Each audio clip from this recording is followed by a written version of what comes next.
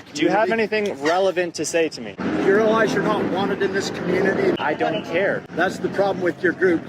You have to have a permit. Permit for a sidewalk? Let me get my camera on too. Sure. Okay. This is not a good look. You're not supposed to be down here. This is public property. You're not to be down here. Do you realize that your company caused a problem in our community? Do you have? Okay, I'm on public property. You need to stop. You realize you're not wanted in this community and you've been asked to leave? I don't care.